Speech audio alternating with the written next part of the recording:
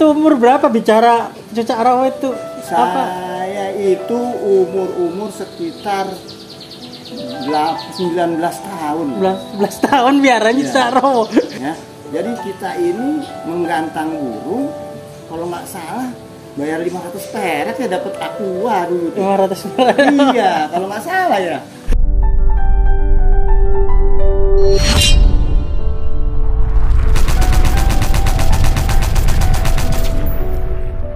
Assalamualaikum sobat kicauannya, semoga dalam keadaan sehat walafiat. Sobat, saat ini saya berada di markasnya toko kicauannya yang sudah kondang ya, yang sudah melalang buana kemana-mana ini. Sudah ya jauh di atas saya nih lah eranya itu. Yang juga punya usaha menciptakan burung-burung kelas lomba itu mungkin sudah pada kenal ya, Om Arif yang dikenal dengan Om Arif Cibubur. Tapi sekarang markasnya itu sudah punya nama ASBR, Arif Sangkar Bulak Rantai. Ya. Om Arif, apa kabar Arif? Sehat? Sehat, alhamdulillah. Ya Mas Diri ya. Jadi ini sebelumnya saya menyapa kicauannya se-Indonesia. Salam kicauannya, salam bahagia, salam sehat ya. Jadi pertama itu, jadi ini karena temanya bangkit Mas Diri yang datang, saya jadi berubah nih ucapan grogi. Ya alhamdulillah saya bahagia kedatangan beliau, tokoh besar di mata saya. Ya, jadi Mas Diri ini ya sudah tahu semua ya, menakodai apa ya itu, www.km.org ya. Cukup, soal saya cukup. Kita di sini temanya ini Om Arif ya, bukan saya sobat ya. Siap. Apa tadi pengennya tuh, saya tuh pengen gerbek markas ini tuh agak sorean tadi, cuman karena hujan saya cuman di sini sudah siap sih sebenarnya burungnya, cuman malam kan kurang oke. Tapi saya pengen ngobrol-ngobrol terkait dunia kicauan ini sobat. Ya silakan. Om Arif. Ya siap. Di saat ini Om Arif ya, di setelah era pandemi yang sempat agak tertidur kemarin terus lomba kembali marak gitu. Terus kalau di pandangan Om Arif itu saat ini tuh lomba itu kayak gimana?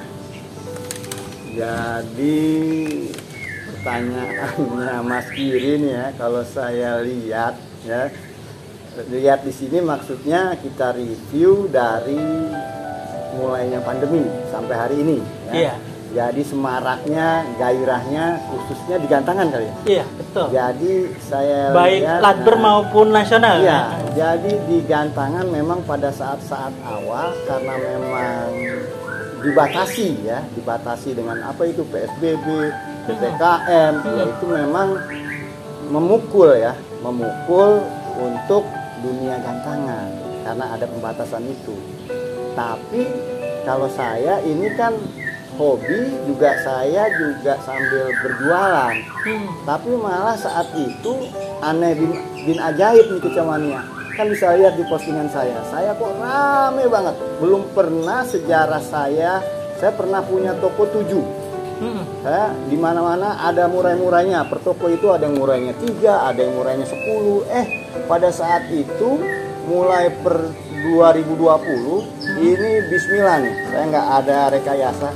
Saya bisa laku itu sehari sampai 7 pernah terjadi. Itu malah masuk pandemi, pandemi itu kan. Kalau ini kan bisa gitu ya. Jadi begini ya, mungkin pandemi yang pertama karena ada pembatasan, yang namanya hobi tetap hobi is hobi ya.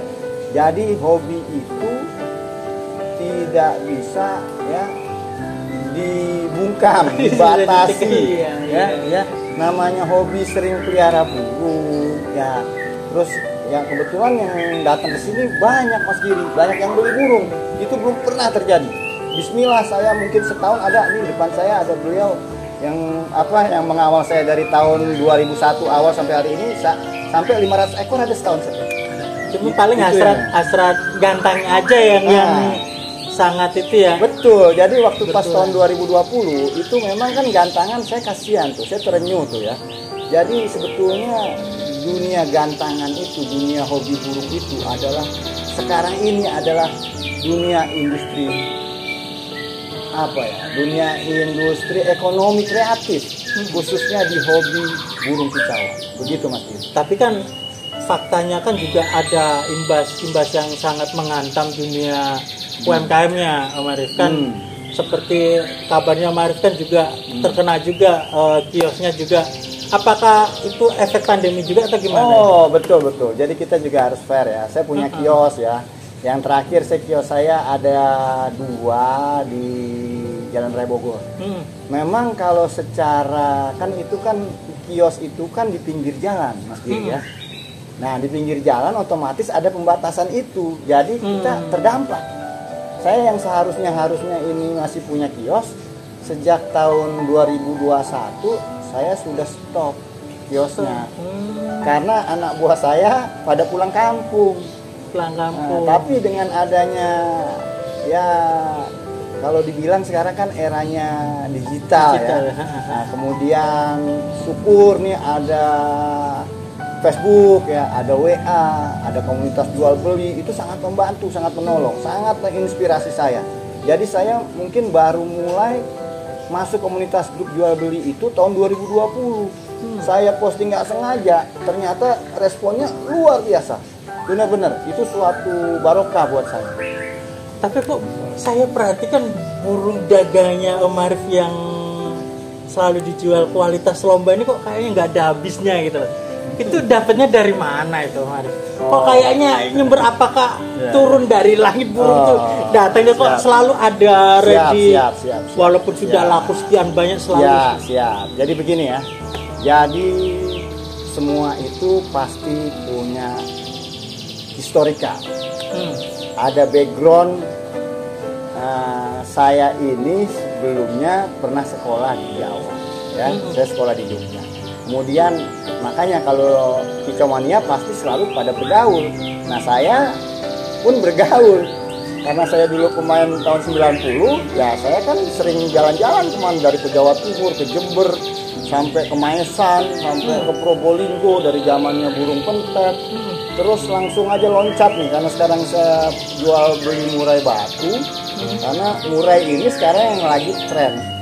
Jadi kalau dibilang murai ini mulai menggeser posisi yang katanya burung sejuta umatnya lovebird, Mas Giri. Ini terjadi di murai batu. Nah, makanya kan jadi kenapa kok selalu ada? Karena saya dulu pernah sekolah di sana, saya juga orangnya senang jalan ya. Saya sering keluar kota, kemudian saya jadi kenal sama pemain-pemain di sana. Jadi banyak channelnya banyak. Jadi yang banyak channel yang memang ready burung-burung siap itu. Betul. Dan jadi kalau saya itu sistemnya jemput bola. Jadi mohon maaf ya pada Kicomania, kan banyak nih hari ini aja. Om Arif, saya punya burung ini, saya mau jual. Saya melalui konten ini bukannya mau nyombong, mau apa. Saya sebetulnya tidak enak berbicara menjawab. Saya ini menjual burung yang harus pilihan pribadi saya sendiri. Saya nggak mau burung pilihan orang lain, karena orang lain itu berbeda dengan diri saya. Gimana mantaunya itu? Kan tawaran kan datang dari berbagai daerah itu. Itu Om Arif mantaunya gimana supaya itu burung layak untuk dijual kualitas lomba, apalagi bersaing di Jakarta ini kan nggak sembarangan Om Arif. Nah, gimana kriterianya burung itu layak untuk dijual di sini? Jadi gini ya, jadi kalau saya lebih skupnya lebih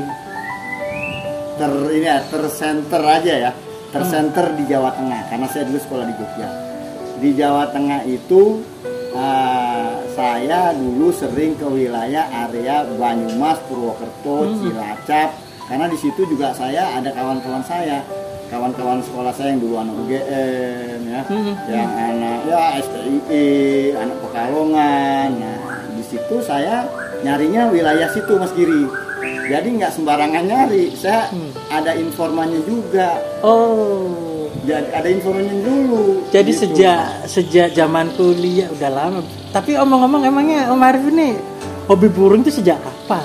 Kok dari kuliah sudah teman-teman kuliah pun sudah jadi linknya untuk cari burung. Berarti kan seneng burungnya kan sudah lama banget itu. Jadi kalau dibilang ya, hobi burung saya sejak kelas 4 SD ya. Kemudian karena saya sekolah hijrah ke Jogja tahun 90, saya itu udah mulai pelihara burung di kos-kosan. Dari Cucak Rowo, Wambi, Toksai dulu sama Robin. Itu umur berapa bicara Cucak Rowo itu? Apa? Saya itu umur sekitar 19 tahun. 19 tahun biaranya Cucak Rowo. Itu waktu itu Cucak Rowo harga berapa cuy? Jadi gini, Cucak Rowo dulu saya ingat di kiosnya, namanya kios Mas Panut di Ngasem. Ini kebetulan saya juga menyapa sahabat saya nih ya. Salam Kicau, salam lestari ya, salam lestari ya. Ini yang juga jadi saksi sejarah saya. Ini beliau namanya Mas Samsul, Dewan Juri atau apa mungkin ya tokoh jenderalnya lah sekarang kalau dibilang untuk Mas Samsulnya PBI. Mas Samsul ya, saya juga kenal beliau. Saya deketan rumahnya. Nah, beliau jadi saksinya. Ini maaf ya Mas Samsul dulu belum beli Cucak Rawa, kan main ke tempat saya. Tanya belinya di mana. Waktu bondol saya ingat tuh 230.000. Terus Robin itu 9.000. Saya masih ingat tuh. Jadi saya sambil sekolah karena saya senang burung, ya udah saya jalanin karena saya ada bakat turunan dari orang tua. Oh, gitu. Tapi di era itu hobi burung itu kesenangannya di mana? Apakah sudah ada lomba-lomba atau gimana gitu di era-era saat itu? Sudah ada, Mas. Ada. Tahun berapa itu? Itu tahun 91-an ya. Jadi saya ingat itu kalau nggak salah tuh di depan kebun binatang Gembira Loko. Itu ada tempat latber ramai sekali. Itu tempat latber ya? Tempat latber. Kemudian itu di Kaliurang. Itu di Sengkan. Itu saya masih ingat beliau namanya Mastri Sengkan. Ya. Jadi kita ini menggantang burung kalau nggak salah bayar 500 perak ya dapat aqua dulu. 500 perak. Iya, kalau nggak salah ya. Jadi begitu. Gak ada hadiahnya berarti? Nggak ada. Gak ada hadiah. Jadi cuma seneng-senengan. Seneng-seneng aja ngumpul ya. Karena orang burung itu sebetulnya adalah pergaulan di hobi, terus pengakuan publik nih. Kalau yang dulu pengakuan, duwe manu api katanya. Nah, jadi di situ puas. Jadi gitu. Tapi ada sih latbernya, tapi latbernya itu ya mungkin seminggu sekali ya. Seminggu sekali juga bayarnya dulu berapa saya lupa nih bayarnya. Paling 5.000. Mahalan 5.000. Tapi apa ini mungkin yang era kecamannya zaman ini kan mungkin nggak tahu gambarannya. Zaman dulu itu bentuk lombanya itu gimana sih, Mas? Apakah sama kayak sekarang ada kelas murah, ada kacar atau gitu? Terus apakah dulu hanya sekedar happy ngumpul servis udah gantang barang asal atau gimana bentuknya lomba zaman dulu? Jadi gimana? Bentuk lomba zaman dulu jadi kalau ada dulu juga sudah ada itu besar yang sampai sekarang masih abadi. Dulu ada PBI kalau event kelas nasional atau kelas regional bahkan kelas lokalnya ya. Jadi tapi itu intensitas waktunya itu Mas Giri ya itu digelarnya event itu dengan spare waktu yang agak panjang tuh. Jadi misalnya bulan ini di Solo, bulan besok di Purworejo, bulan besok di Pragen. Wah kita tuh nanti terus di Purwokerto, Taman Kendali Sada. Gitu. Karena zaman itu mungkin mengumpulkan banyak massa itu nggak semudah zaman sekarang. Tidak mudah. Faktor fasilitas transportasi dan sebagainya ya. Betul. Pengumumannya juga kan dulu nggak tahu. Via apa pengumumannya zaman dulu itu? Sebar brosur atau gimana? Brosur. Ada brosur sudah ada. Zaman dulu ada brosur. Ada brosur. Terus kalau masalah saya kan dulu anak sekolah ya. Saya tuh naik bis. Jadi kalau yang luar kota, saya dari Jogja ke Solo Balikambang, saya naik bis. Mas Giri, ke Purwokerto naik bis. Kebetulan dari tempat berangkat naik bis itu sampai turun ya langsung di Pasar Burung. Kalau ini Kendali Sada itu di Banyumas itu di tempat Pramuka kalau nggak salah. Terus saya juga sampai sempet ke Pacet, Terus yang lucu saya pernah satu kos-kosan hobi burung. Sewa mobil rental patungan. Saya itu lomba di Cirebon. Oh iya, dulu berarti lombanya kalau Ya. untuk besar-besar harus lintas kota gitu ya. Betul. Berarti benar-benar yang hobi itu harus benar-benar Ya. selain modal uang juga semangat untuk mendatangi lomba-lombanya jauh-jauh ya. Betul. Jadi hobi itu, apalagi hobi burung. Hobi burung itu memang harus punya dana. Makanya hobi burung itu positif negatifnya ada. Positifnya itu membuat kita jadi semangat, jadi produktif, cari duit. Nah di era itu saat Om Arif itu sudah nyemplung di dunia lomba, emangnya saat itu yang ngetren burung apa sih yang lomba itu? Oh, jadi dulu gini, dulu kalau kelas itu, Mas Didi, saya masih ingat, dulu itu namanya kelas campuran lokal. Campuran lokal itu disatukan tuh. Jadi ada pendekan, ada decu, ada pentet belum berdiri sendiri. Jadi jadi satu dulu. Jadi maaf ya, kalau sampai saya lupa, karena itu kan era-era tahun 90. Nah, kemudian ya jadi zaman itu yang banyak trennya itu justru burung-burung lokal. Lokal ya? Iya, beranjangan. Wah, kalau beranjangan zaman itu mewah itu. Ya kalau burungnya beda-beda gitu, pakemnya kayak gimana untuk menentukan juaranya? Nah, itu. Kalau sekarang kan enak, burungnya Betul. sejenis, Betul. tinggal bedain lah dulu. Kenari bunyinya beda, Betul. ini beda. Betul. Jadi ya kita main logik ya. Karena dulu juga sebetulnya saya dari ucapan Mas Giri, saya juga tersadar juga nih sebetulnya. Jadi pakemnya itu bagaimana kok dijadikan satu decu, ya kan? Yang punya khas Ada masing-masing. iya, campuran lokal namanya. Tapi kita bisa, kalau dibilang kita bisa Menemukan menjawab, juaranya. bisa menemukan juaranya. Dan yang kalah nggak protes. Nah, nggak protes, tapi memang itu bisa mungkin dilihat dari sisi durasi. Durasi. Kalau menurut saya durasi. Jadi gacor-gacoran aja ya. Betul. Tadi belum ada istilah, wah Betul. ini bunyi ini tembakan istimewa atau belum ada gitu Iya ya. betul. Soalnya nanti kalau dibilang pakem, tembakan, rolan, irama lagu, lah ini dibandingkannya dengan berbagai macam jenis burung, ya otomatis ya pasti yang paling gacor. Tapi Iya. juga punya rolan, punya volume, punya gaya juga. Sebetulnya dasarnya sama, cuma dengan perkembangan zaman ya. Terus juga saat ini Kualitas burung juga makin bagus. kualitas burung memang jauh berbeda, sangat jauh berbeda. Karena zaman dulu itu, ini kembali ke ini, tidak seterbuka zaman sekarang, khususnya untuk informasi. Sekarang kan ada Facebook, ada WA, ada grup-grupan. Perawatan mungkin juga yang ala kadarnya ya. Nge-share. Kan ini mudah, linknya cepat. Kalau dulu kita harus, ya mohon maaf ya, orang dulu itu, orang yang pada jadi itu orang yang tukang main, termasuk saya tukang gaul, kesono kesini. Gitu, kayak saya ini main ke rumahnya Mas Samsul. Mas Samsul tuh jago pentet tuh. Mas Samsul juri yang itu. Terus saya ke tempat Mas Anto Alasan Mbok Bere, itu jago juga. Terus saya ke tempat Mas Rudi Solo, jago wambi. Saya main-main. Gitu Mas Giri. Gila. Tapi yang saat itu burung yang lagi primadona apa? Yang katakanlah yang jadi idaman kecamanianya, yang harganya paling mahal. Oh, kalau dulu itu anis merah. Pertama tuh anis kembang, kemudian anis merah, kemudian kacer. Kacer malah. Kacer. Karena saya inget tuh nih Mas Andi Dong, salam hormat.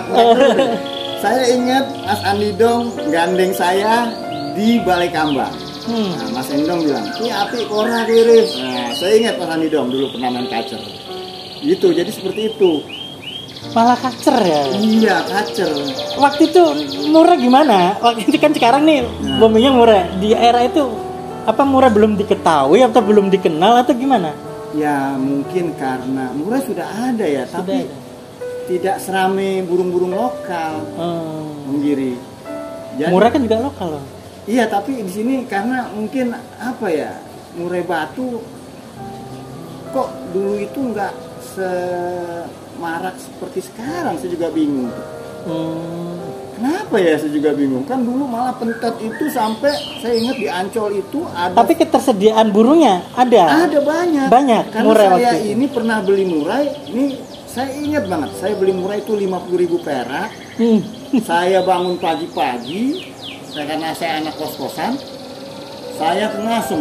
Nah di situ saya kebetulan ingat juga namanya Lek Dori itu, yang pedagang bewokan tuh. Ya, itu kalau ada di Ngasem itu pagi-pagi Giri.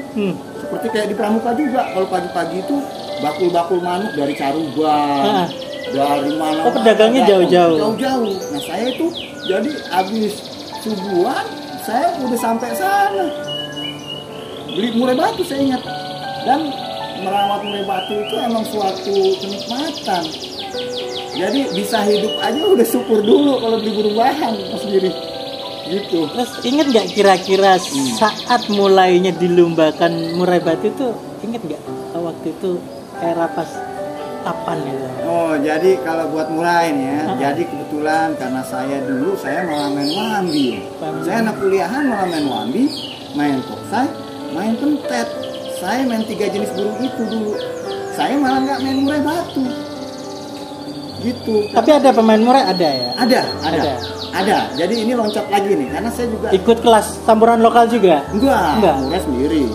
Murai sendiri udah dari dulu. Karena saya ingat kalau murai, saya pernah dulu, saya kan domisili di Jakarta, kosnya di Jogja. Saya dari dulu juga mungkin karena udah bakat otak dagang kali ya. Saya udah suka jualan. Saya bawa burung-burung dari Jogja ke Jakarta. Saya bawa murai batunya pembesarnya Jogja dulu, tanpa bayar, dititipin. Karena saya dulu, mungkin mohon maaf nih, saya orang pertama yang ada di kolom Rubik Kompas burung.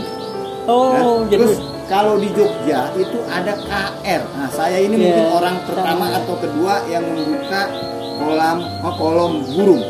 Saya sudah posting di itu sampai hari ini.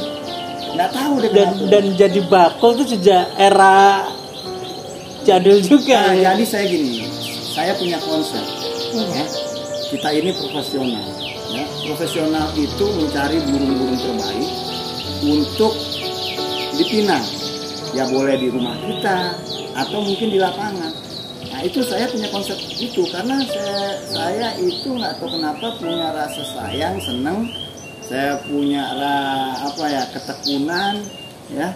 Saya juga punya ilmu, belajar dari teman-teman saya, senior-senior saya di Jogja. Saya datengin, saya tanya-tanya, jadi harus begitu. Dan dulu juga ada tabloid juga tuh, tabloid Agrobur itu dulu. Nah itu narasumber kita juga gitu Mas Giri.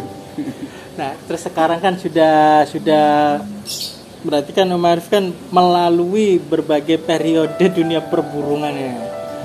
Kira-kira menurut Om Arif nih, perbedaan yang Om Arif rasakan di era dulu dengan sekarang di dunia perlombaan itu apa sih? Kira-kira apakah ada merasa kehilangan sesuatu atau justru karena exciting sekarang lebih oke atau gimana? Oke, sebetulnya saya jawab berat ya, tapi ini yang saya alami kenyataan ya. Jadi kalau zaman dulu itu real pemburian, seorang Arif yang anak kos-kosan naik motor, contoh bisa ngalahin, mohon maaf Pak Roy Akas ya, kan dulu pernah ada Piala Raja, beliau bawa bis 2, saya bisa juara 1. Anak kos-kosan ya. Anak kos-kosan, dan bukan hanya di situ saja.